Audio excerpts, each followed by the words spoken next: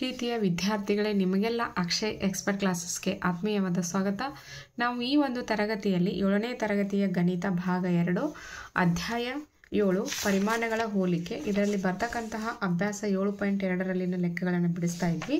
5ರವರೆಗೆ ಇರ್ತಕ್ಕಂಥ ಲೆಕ್ಕಗಳನ್ನು ನಾನು ಹಿಂದಿನ ವಿಡಿಯೋದಲ್ಲಿ ಬಿಡಿಸಿದ್ದೀನಿ. ಈಗ 6ನೇ ಪ್ರಾಬ್ಲಮ್ ಇಟ್ಕೊಂಡು ಈ ವಿಡಿಯೋದಲ್ಲಿ ಬಿಡಿಸೋಣ ಮಕ್ಕಳೇ.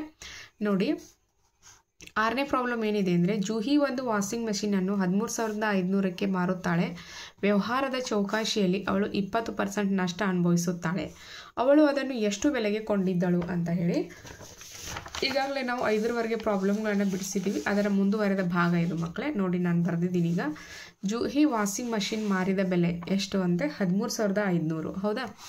ಅವಳಿಗೆ ಆಗಿರ್ತಕ್ಕಂಥ ನಷ್ಟ ಎಷ್ಟು ಅಂದರೆ 20%. ಅಂದರೆ 100ಕ್ಕೆ 20% ನಷ್ಟ ಆಗಿದೆ. ಹಾಗಾದರೆ ಅದನ್ನು ನಾವು ಮಾರಿದ್ವಿ, 13,500 ರೂಪಾಯಿಗೆ ಮಾರಿದ್ದೀವಿ ಅಂದರೆ ಎಷ್ಟು ನಷ್ಟ ಆಗ್ತದೆ ಅನ್ನುವಂಥದ್ದನ್ನು ನಾವು ಮೊದಲು ಕಂಡುಹಿಡ್ಕೋಬೇಕು. ಒಬ್ಬೊಬ್ಬರು ಒಂದೊಂದು ಥರ ಮೆಥಡನ್ನು ಯೂಸ್ ಮಾಡ್ತಾರೆ. ನಾನು ಇದು ಈಸಿ ಆಗುತ್ತೆ ಅಂತ ನಿಮ್ಗೆ ಹೇಳ್ತಾ ಇದ್ದೀನಿ. ಅಂದರೆ 100ಕ್ಕೆ 20 ರೂಪಾಯಿ ನಷ್ಟ ಆಗಿದೆ ನಮಗೆ. ಹೌದಾ?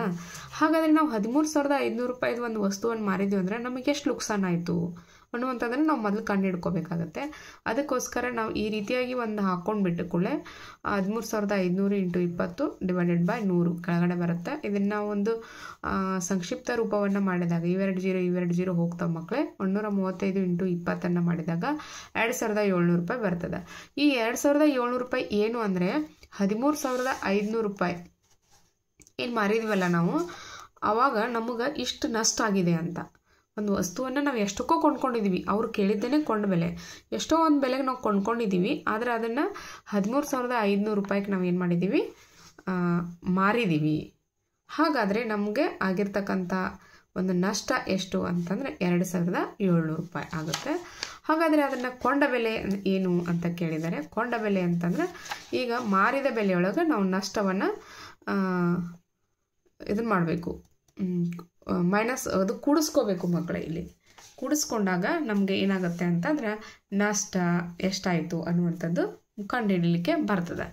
ಅಂದರೆ ಈಗ ಒಂದು 13,500 ರೂಪಾಯಿಗೆ ಮಾರಿದ್ದೀವಿ ಅಂತಂದರೆ ನಾವು ಅದರ ಕೊಂಡ ಬೆಲೆ ಏನಾಗಿರ್ತದೆ, ಕೊಂಡ ಬೆಲೆ ಏನು ಅದು ನಮ್ಗೆ ನಷ್ಟ ಆಗಿದೆ ಅಂತಂದ್ರೆ ಕೊಂಡ ಬೆಲೆ ಯಾವಾಗಿದ್ರೂ ಇದಕ್ಕಿಂತಲೂ ಏನಾಗಿರ್ತದೆ, ಜಾಸ್ತಿನೇ ಆಗಿರಬೇಕು. ಹೌದಲ್ಲ?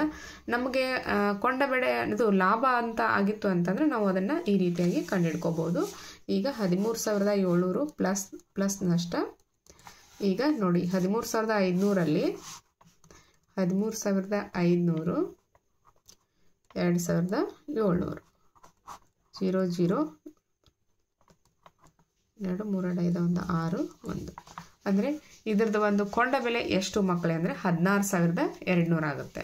ಯಾಕಂತಂದರೆ ಈಗ ನಾವು 16,200 ರೂಪಾಯಿಗೆ ಮಾರಿದ್ದೀವಿ, ಕೊಂಡ್ಕೊಂಡಿದ್ವಿ. ಆದರೆ ಅದನ್ನು ಮಾರಿದಾಗ ನಮಗೆ 13,500 ರೂಪಾಯಿ ನಾವು ಮಾರಿದ್ವಿ. ಆವಾಗ ನಮ್ಗೆ ಎಷ್ಟು ನುಕ್ಸಾನ ಆಯಿತು ಅಂತಂದರೆ ನಷ್ಟ ಎಷ್ಟಾಯಿತು ಅಂದರೆ 2,700 ಆಗಿರುತ್ತೆ. ಈ 2,700 ಮತ್ತು 13,500 ಕೂಡಿಸಿದಾಗ ನಮಗೆ ಕೊಂಡ ಬೆಲೆ ಸಿಗ್ತದೆ. ಹೌದಾ?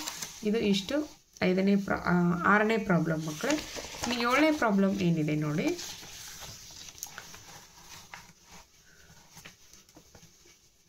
ಸೀಮೆ ಸುಣ್ಣದಲ್ಲಿ ಕ್ಯಾಲ್ಸಿಯಂ, ಇಂಗಾಲ ಹಾಗೂ ಆಮ್ಲಜನಕಗಳು 10:3:12 ಅನುಪಾತದಲ್ಲಿವೆ. ಹೌದಾ? ಇಂಗಾಲದ ಶೇಕಡಾ ಪ್ರಮಾಣವೆಷ್ಟು ಅಂತ ಕೇಳಿದ್ದಾರೆ. ನೋಡ್ರಿ, ಒಂದು ಸೀಮೆ ಸುಣ್ಣ ಅಂದರೆ ಸುಣ್ಣ ಇರ್ತದಲ್ಲ, ಅಲ್ಲಿ ಆ ಒಂದು ಸೀಮೆ ಸುಣ್ಣದಾಗ ಏನೇನು ಅದಾವ ಅಂದರೆ ಕ್ಯಾಲ್ಸಿಯಂ, ಇಂಗಾಲ, ಆಮ್ಲಜನಕ ಅದಾವೆ. ಅಂದರೆ ಕ್ಯಾಲ್ಸಿಯಂ ಅಂದರೆ 10, ಇಂಗಾಲ 3, ಆಮ್ಲಜನಕ 12 ಅನುಪಾತದಾಗ. ಅದರ ಶೇಕಡಾ ಪ್ರಮಾಣ ಎಷ್ಟು ಅಂತ ಕೇಳಿದರೆ ವೆರಿ ಈಸಿಯಾಗಿ ನಾವು ಬಿಡಿಸ್ಬೋದು. ನೋಡಿ ಮಕ್ಕಳೇ, ಬಿಡಿಸಿದ್ದೀನಿ. ಇಷ್ಟು ಶೇಕಡಾ ಪ್ರಮಾಣದಲ್ಲಿ ಅನುಪಾತ ಎಷ್ಟು ಅಂತ ಕೇಳಿದರೆ ಅವುಗಳನ್ನು ಮೊದಲು ಏನು ಮಾಡಬೇಕು ಮಕ್ಕಳೇ, ಕೂಡಿಸ್ಕೋಬೇಕು. 10 + 3 + 12 ಅಂಥೇಳಿ ಅವನು ಕೂಡಿಸಿದಾಗ ಎಷ್ಟಾಗುತ್ತೆ, 25 ಆಗುತ್ತೆ. ಅದರೊಳಗೆ ಅವ್ರು ಏನು ಕೇಳಿದ್ದಾರೆ, ಇಂಗಾಲದ ಶೇಕಡಾ ಪ್ರಮಾಣ ಪರ್ಟಿಕ್ಯುಲರ್ ಆಗಿ ಮಾಡ್ಬೋದು. ನೀವು ಹಿಂದಿನ ಲೆಕ್ಕಗಳಲ್ಲಿ ಬಂದಿದೆ. ಇಂಗಾಲ ಎಷ್ಟಿದೆ, ಇದು ಕ್ಯಾಲ್ಸಿಯಮ್, ಇದು ಇಂಗಾಲ 3 ಇದೆಯಲ್ಲ, 3 25ರೊಳಗೆ ಅದರದ್ದು 3% ಇದೆ. ಹಾಗಾದರೆ 100ಕ್ಕೆ ಎಷ್ಟು % ಇದೆ ಅಂತ ನಾವು ಕಂಡುಹಿಡಬೇಕು. 25 ಅಂದರೆ 25 × 4 100 ಆಗುತ್ತೆ ಮಕ್ಕಳೇ. 3 × 4 12% ಏನಿದೋ ಇಂಗಾಲದ ಪ್ರಮಾಣ. ಆ ಒಂದು ಸುಣ್ಣ ಇದೆಯಲ್ಲ ಅದರಲ್ಲಿ 12% ಇಂಗಾಲದ ಪ್ರಮಾಣ ಇರ್ತದೆ. ಇನ್ನು 2ನೇ ಪಾಯಿಂಟ್ ಏನು ಕೇಳ್ತಾರೆ ಅಂತಂದರೆ ಅವರು, ಸೀಮೆ ಸುಣ್ಣದ ಕಡ್ಡಿಯಲ್ಲಿ 3 ಗ್ರಾಮ್ ಇಂಗಾಲಿದೆ. ಹಂಗಾರೆ ಅದರ ತೂಕ ಎಷ್ಟಾಗ್ತದೆ ಅಂತೇಳಿ ಅದ್ರ ತೂಕನೇ ಇಲ್ಲೇ ನಾವು ಬರ್ತಿದ್ದೀವಿ. ಅದನ್ನ ಇನ್ನೊಂದು ಸರಿ ಬರಿಬೋದು. ಅಂದ್ರೆ ಟೋಟಲ್ ಆಗಿ ಆ ಸೀಮೆ ಸುಣ್ಣದ ಕಡ್ಡಿ ಒಳಗೆ 3 ಗ್ರಾಮ್ ಏನಿದೆ ಇಂಗಾಲ ಇದೆ. ಹೌದಲ್ಲ, ಇಂಗಾಲ ಇದೆ ಇಲ್ಲಿ. ಇದು ಫಸ್ಟ್ನೇದು ಕ್ಯಾಲ್ಸಿಯಮ್, ಇದು ಇಂಗಾಲ, ಇದು ಆಮ್ಲಜನಕ. ಹಾಗಾದ್ರೆ ಇದನ್ನ ಒಟ್ಟನ್ನು ಕೂಡಿಸಿದ್ರೇ ಅದರ ತೂಕ ಆಗುತ್ತೆ.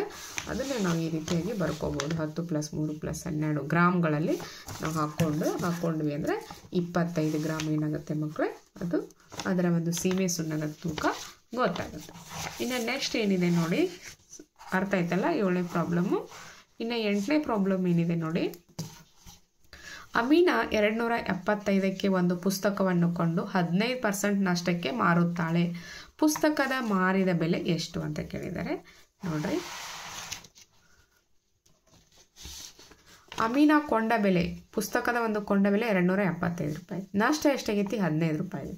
ಇದೇ ಥರನಾಗಿರ್ತಕ್ಕಂಥ ಪ್ರಾಬ್ಲಮ್. ಅಲ್ಲಿ ಕೊಂಡ ಬೆಲೆ ಕೇಳಿದ್ರು, ಈಗ ಮಾರಿದ ಬೆಲೆ ಕೇಳಿದ್ದಾರೆ. ನೋಡ್ರಿ, 100ಕ್ಕೆ 15 ರೂಪಾಯಿ ನಷ್ಟ ಆಗೈತೆ ಅಂದ್ರೆ ನಾವು ಅಂದಾಜು ಅದನ್ನು ತಿಳ್ಕೊಂಡಿದ್ವಿ ಅಂತಂದ್ರೆ ಎಷ್ಟು ಅಂದರೆ 85 ರೂಪಾಯಿಗೆ ನಾವು ಅದನ್ನು ವಸ್ತುವನ್ನು ಮಾರಿದ್ವಿ ಅಂತ ಇದು ನಾವು ಆ ರೀತಿ ಥಿಂಕ್ ಮಾಡ್ಕೋಬೋದು. 85 ಅಪಾನ್ 100 ಮತ್ತು 275 × 85 ಅಪಾನ್ 100 ಅಂತ ಮಾಡ್ಬೋದು. ಇಲ್ಲಿ ನೋಡ್ರಿ, ನಾನು ಹೇಳಿದ್ದು 100ಕ್ಕೆ 15 ರೂಪಾಯಿ ನಷ್ಟ ಆಗಿದೆ. ಹೌದಲ್ಲ, ಹಾಗಂದ್ರೆ 275ಕ್ಕೆ ನಮ್ಗೆ ಎಷ್ಟು ನಷ್ಟ ಆಗೈತೆ ಅಂತ ಮೊದಲು ನಾವು ಕಂಡುಹಿಡ್ಕೋಬೇಕು. ಆವಾಗ 275 × 15 ಅಪಾನ್ 100 ಇದನ್ನು ಈ ರೀತಿಯಾಗಿ ನೀವು ಬರ್ಕೋಬೇಕಾಗತ್ತೆ. ಇದನ್ನು ನಾವು ಕಡ್ತಾ ಹೊಡಿಬೋದು. 5 × 3 = 15, 5 × 4 = 20. ಹೌದಾ, 5 × 3 = 15, 5 × 2 = 10. ಇದೆಲ್ಲ 5 × 2 = 10, 0. ಆಮೇಲೆ 5 × 4 = 20, 5 × 5 = 25, 2 ಉಳಿತು, 5 × 5 = 25. ಹೌದಾ, ಇಷ್ಟ ಆಯಿತು. ಇನ್ನು 55 3 ಇದೆ, ಇಲ್ಲಿ 4 ಇದೆಯಲ್ಲ, ಇವು ಯಾವ ಭಾಗ ಹೋಗೋದಿಲ್ಲ. ಅದಕ್ಕೆ 55 × 3 ಗುಣಾಕಾರ ಮಾಡಿದರೆ 165 ಅಪಾನ್ 4 ಬರ್ತದೆ. ಇದನ್ನು ಭಾಗಾಕಾರ ಮಾಡಿದ್ವಿ ಅಂತಂದರೆ ನಮಗೆ 41.25 ಬರ್ತದೆ. ಹೌದಾ, ಏನಾಗ್ತಿದ್ದು 41 ರೂಪಾಯಿ 25 ಪೈಸೆ ಏನಾಗಿದೆ ನಮಗೆ ನಷ್ಟ ಆಗಿದೆ. ಯಾವಾಗ 275 ರೂಪಾಯಿ ಒಂದು ಪುಸ್ತಕವನ್ನು ಕೊಂಡ್ಕೊಂಡಿದ್ವಿ ಅಂದ್ರೆ. ಹಾಗಾಗಿ ಮಾರಿದ ಬೆಲೆ ಏನಾಗುತ್ತೆ ಅಂದರೆ ಕೊಂಡ ಬೆಲೆ ಮೈನಸ್ ನಷ್ಟ ಆಗುತ್ತೆ. ಕೊಂಡ ಬೆಲೆ ಮೈನಸ್ ನಷ್ಟ. ಕೊಂಡ ಬೆಲೆ ಎಷ್ಟಿದೆ ಈಗ? 275 ಮೈನಸ್ ನಷ್ಟ ಎಷ್ಟಾಯಿತು ನಮಗೆ? 41. ಆವಾಗ ಆ ಒಂದು ಪುಸ್ತಕವನ್ನು ಮಾರಿದ ಬೆಲೆ ಎಷ್ಟು ಅಂದರೆ 233 ರೂಪಾಯಿ 75 ಪೈಸೆ. ಈ ಕಡೆದು ಪೈಸೆಯಲ್ಲಿ ನಾವು ಗುರುತಿಸ್ಬೇಕು. ಅರ್ಥ ಆಯ್ತಲ್ಲ ಮಕ್ಕಳೇ? ಅಂದರೆ ಇಷ್ಟೇ. ನಾವು ಈಗ 275 ರೂಪಾಯಿ ಕೊಂಡ್ಕೊಂಡಿದ್ದೀವಿ. ಆದರೆ ಅದನ್ನು ನಾವು ಎಷ್ಟಕ್ಕೆ ಮಾರಿದ್ವಿ? 233ಕ್ಕಲ್ಲ. ಕೊಂಡ್ಕೊಂಡು ಬೆಲೆಗಿಂತ ಮಾರಿದ ಬೆಲೆ ಕಡಿಮೆ ಆಗಿತ್ತು ಅಂದರೆ ನಷ್ಟ ಆಗಿರ್ತದೆ. ಮಾರಿದ ಬೆಲೆ ಜಾಸ್ತಿ ಆಗಿತ್ತು ಅಂದರೆ ಲಾಭ ಆಗಿರ್ತದೆ. ಅದಂತೂ ಕಾಮನ್ ಆಗಿರ್ತಕ್ಕಂಥದ್ದು. ಈಗ ಒಂದು 10 ರೂಪಾಯಿ ಕೊಟ್ಟು ಒಂದು ಬುಕ್ ತೊಗೊಂಡಿದ್ವಿ ಅಂದ್ರೆ ಅದನ್ನು 12 ರೂಪಾಯಿಗೆ ಮಾರಿದ್ವಿ ಅಂದರೆ ನಮಗೆ ಲಾಭ ಆಯಿತು. ಅಂದರೆ ಅದು ಆಟೋಮೆಟಿಕ್ ಜಾಸ್ತಿ ಆಯಿತು, ಕೊಂಡ್ಕೊಂಡು ಬೆಲೆಗಿಂತ ಜಾಸ್ತಿ ಆಯಿತು. ಅದು 10 ರೂಪಾಯಿ ವಸ್ತುವನ್ನು 8 ರೂಪಾಯಿಗೆ ಮಾರಿದ್ವಿ ಅಂತಂದರೆ 2 ರೂಪಾಯಿ ನಮಗೆ ನಷ್ಟ ಆಗಿರ್ತದೆ. ಅಂದರೆ ಕೊಂಡ ಬೆಲೆಗಿಂತ ಮಾರಿದ ಬೆಲೆ ಕಡಿಮೆ ಇತ್ತು ಅಂದರೆ ನಷ್ಟ ಆಗಿರುತ್ತೆ. ಓಕೆ, ನೆಕ್ಸ್ಟ್ 9ನೇ ಪ್ರಾಬ್ಲಮ್ ಏನಿದೆ ನೋಡಿ. ಮುಂದಿನವುಗಳಲ್ಲಿ 3 ವರ್ಷಗಳ ಅಂತ್ಯದಲ್ಲಿ ಪಾವತಿಸಬೇಕಾದ ಮೊತ್ತ ಎಷ್ಟು ಅಂತ ಕೇಳಿದ್ದಾರೆ. 2 ಕೊಟ್ಟಿದ್ದಾರೆ. 3 ವರ್ಷ ಅಂದರೆ ಇದು ಅವಧಿ 3 ವರ್ಷ ಇದೆ. ವಾರ್ಷಿಕ ಬಡ್ಡಿ ದರ 12% ಇದೆ.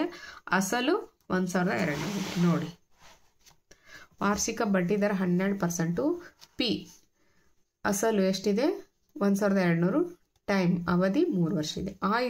PTR ಅಪಾನ್ 100 ಹಾಕೋಬೇಕು.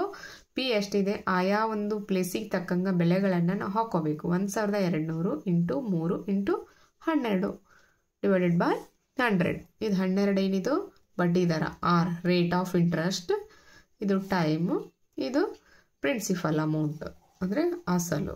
ಇವೆರಡು ಜೀರೋ ಹೋಗ್ತಾವೆ ಮಕ್ಕಳೇ. 12 3 36, 36 12 432. ಇದೇನಿದು? ಬಡ್ಡಿ. ನಾವು ಕೊಡಬೇಕಾದಂಥ ಬಡ್ಡಿ ಅಂದರೆ ಅಸಲಿಗೆ ಬಡ್ಡಿಯನ್ನು ಸೇರಿಸಿ ಕೊಡಬೇಕಲ್ಲ, ಅದಕ್ಕೋಸ್ಕರ 1200. ಅದೊಂದು ಫಾರ್ಮುಲಾ ಇದೆ. A = P + I ಅಂತೇಳಿ. 1200 + 432 ಇದನ್ನೆರಡು ಕೂಡಿಸಿದರೆ 1632 ಬರುತ್ತೆ. ಈ ರೀತಿಯಾಗಿ ಬಿಡಿಸ್ಬೇಕು ಮಕ್ಕಳೇ. ನೆಕ್ಸ್ಟ್ B1 ಪ್ರಾಬ್ಲಮ್ನು ಕೂಡ ಏನಿದೆ ಅಂತಂದರೆ ಸ್ವಲ್ಪ ಚೇಂಜಸ್ ಇದೆ. ರೇಟ್ ಆಫ್ ಇಂಟ್ರೆಸ್ಟು 5% ಇದೆ, ಅಸಲು 7500 ಇದೆ, ಟೈಮಿಂಗ್ ಅಂತೂ 3 ವರ್ಷ ಕೊಟ್ಟಿದ್ದಾರೆ ಅವರು. I = PTR of 100 ಹಾಕೊಂಡ್ಬಿಡ್ಬೇಕು. P 7500 × 3 × 5. Okay, 100 ಬರ್ಕೊಂಡು 100 0 ಹೋಗ್ತಾವ. ಇದನ್ನು 5 3 15 15 × 75 ಮಾಡಿದರೆ 1125 ರೂಪಾಯಿ ಬರ್ತದೆ. ಈ 1125 ಏನು ಅಂತಂದರೆ I ಅಂದರೆ ಇಂಟ್ರೆಸ್ಟು. ಈ ಇಂಟ್ರೆಸ್ಟನ್ನು ಅಸಲಿನಲ್ಲಿ ಕೂಡಿಸ್ಬೇಕಲ್ಲ. 7500 ಪ್ಲಸ್ 1125 ಅಂದರೆ 8625 ರೂಪಾಯಿ ಆಗುತ್ತೆ ಕೊಡಬೇಕಾದದ್ದು. ಇದು 9ನೇ ಲೆಕ್ಕ ಏನಿದೆ ಅಂದರೆ ಮಕ್ಕಳೇ, ಬಡ್ಡಿ ದರ ಮತ್ತು ಇಂಟ್ರೆಸ್ಟು ಇವನು ಕೊಟ್ಟಿರ್ತಾರೆ. ಇದರಲ್ಲಿ ಯಾವುದೇ ಕೇಳಿದರೂ ನಮಗೆ ಬರೀಲಿಕ್ಕೆ ಬರಬೇಕು. ನೀವು ಸೂತ್ರವನ್ನು ಬರ್ಕೋಬೇಕು. I = PTR of 100 ಅಂಥೇಳಿ. ಇನ್ನು 10ನೇ ಪ್ರಾಬ್ಲಮ್ ಏನಿದೆ ನೋಡಿ ಮಕ್ಕಳೇ, 56,000ಕ್ಕೆ 2 ವರ್ಷಗಳಿಗೆ 280 ಬಡ್ಡಿ ದೊರೆತರೆ ಬಡ್ಡಿಯ ದರವೆಷ್ಟು ಅಂತ ಕೇಳಿದ್ದಾರೆ. ಅಂದರೆ ರೇಟ್ ಆಫ್ ಇಂಟ್ರೆಸ್ಟ್ ಕೇಳ್ಯಾರ ಅವರು. ಬಡ್ಡಿ I ಕೊಟ್ಟಿದ್ದಾರೆ, 2 ವರ್ಷ ಅವಧಿ ಕೊಟ್ಟಿದ್ದಾರೆ, ಅಸಲು ಕೊಟ್ಟಿದ್ದಾರೆ, ಮತ್ತೇನು ಕಂಡುಹಿಡಬೇಕು? ರೇಟ್ ಆಫ್ ಇಂಟ್ರೆಸ್ಟ್ ಕಂಡುಹಿಡಬೇಕು. ನೋಡಿ, ಅವ್ರು ಕೊಟ್ಟಿದ್ದನ್ನು ಮೊದಲು ಬರಿತಾ ಹೋಗಬೇಕು. P = 56,000, T = 2 ಮಕ್ಕಳಿದು. ನಾನು 3 ಅಂತ ಬರ್ಕೊಂಡಿದ್ದೆ ಮೊದಲು. I = 280, R ಎಷ್ಟು ಅಂತ ಕೇಳಿದ್ದಾರೆ. ಓಕೆ, ಈಗ I = PTR of 100 ಹಾಕ್ತೀವಿ. I ಎಷ್ಟು ಕೊಟ್ಟಿದ್ದಾರೆ? 280. P ಎಷ್ಟಿದೆ? 56,000. ಹೌದಾ? Into timing 2, rate of interest ಕಂಡುಹಿಡಬೇಕು 100. ಹೌದಾ? ಈಗೇನಾಗುತ್ತೆ ನೋಡಿ, ಇವೆರಡು 0 ಹೋಗ್ತಾವ. 560 × 2 ಮಾಡಬೇಕು ಮಕ್ಕಳೇ. 560 × 2 ಅಂತಂದರೆ ಎಷ್ಟಾಗುತ್ತೆ ಅಂದರೆ ಅದು 6 ಆಗುತ್ತೆ. ನೋಡಿ ಇಲ್ಲೇ 560, ಇದು 280 ಬರ್ಕೋಬೇಕು. ಅದು 1120, ಇದು ಕೂಡಿ 1120 6 ಆಗ್ತದೆ.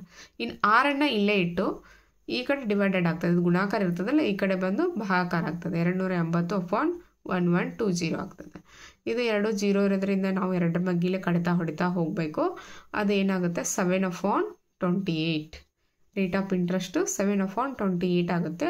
ಅದೇ 28ಅನ್ನು 7ರಿಂದ ಭಾಗಿಸಿದ್ರೆ ಅಲ್ಲಿ ಒಂದೇ ಸಂಖ್ಯೆ ಇರೋದನ್ನ 0 ಕೊಟ್ಟು ಪಾಯಿಂಟ್ ಕೊಟ್ಟು ನಾವು ಪಾಯಿಂಟ್ ತೊಗೋತೀವಿ.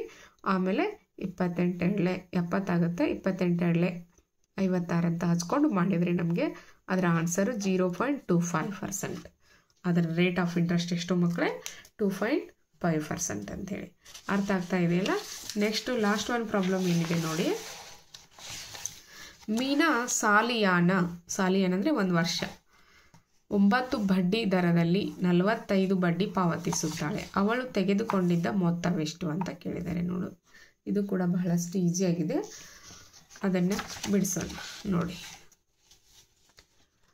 ಮೀನಾ ರೇಟ್ ಆಫ್ ಇಂಟ್ರೆಸ್ಟ್ ಎಷ್ಟಿದೆ? 9 ಇದೆ. I 45 ಅಂದರೆ ಇಂಟ್ರೆಸ್ಟು 45, ಟೈಮಿಂಗು 1 ವರ್ಷ. ಸಾಲಿಯನ ಅಂತಂದ್ರೆ I = PTR of 100 ಹಚ್ಕೋಬೇಕು. ಅವರು ರೇಟ್ ಆಫ್ ಇಂಟ್ರೆಸ್ಟ್ ಅಂದರೆ ಇದು ಬಡ್ಡಿಯನ್ನು ಕೊಟ್ಟಿದ್ದಾರೆ ಅವರು 45. P ಮೊತ್ತ ಎಷ್ಟು ಅಂತ ಕೇಳ್ತಾರೆ. P × 1 × R ಏನಿದೆ? 9 ಇದೆ. 100 ಹಾಕೊತೀವಿ. ಈಗ ಇದು 45, ಈ 100 ಏನಾಗ್ತದೆ? ಈ ಕಡೆ ಹೋಗ್ತದೆ ಮಕ್ಕಳೇ. ಇದು ಭಾಗಾಕಾರ ಇದೆಯಲ್ಲ, ಈ ಕಡೆ ಹೋಗ್ಬೇಕಾದ್ರೆ ಇದಾಗ್ತದೆ. ಇಲ್ಲಿ 9P 9 P ಆಗ್ತದೆ. 44,500 ಆಯ್ತಲ್ಲ. ಇದು ಮಲ್ಟಿಪ್ಲಿಕೇಶನ್ ಮಾಡಿದರೆ ಇದು P ಇಲ್ಲೇ ಇಟ್ಕೋಬೇಕಾಗತ್ತೆ. ಈ 9 ಈ ಕಡೆ ಹೋಗುತ್ತೆ. ಇದು ಗುಣಾಕಾರ ಇರುತ್ತಲ್ಲ, ಇದು ಭಾಗಾಕಾರ ಆಗುತ್ತೆ. 9 9 45 0 0 ಅಂದರೆ P = ಅಸಲು ಎಷ್ಟು ಅಂತಂದರೆ 500 ಮಕ್ಕಳೇ. ಅವ್ರು ಕೇಳಿರ್ತಕ್ಕಂಥದ್ದೇನು?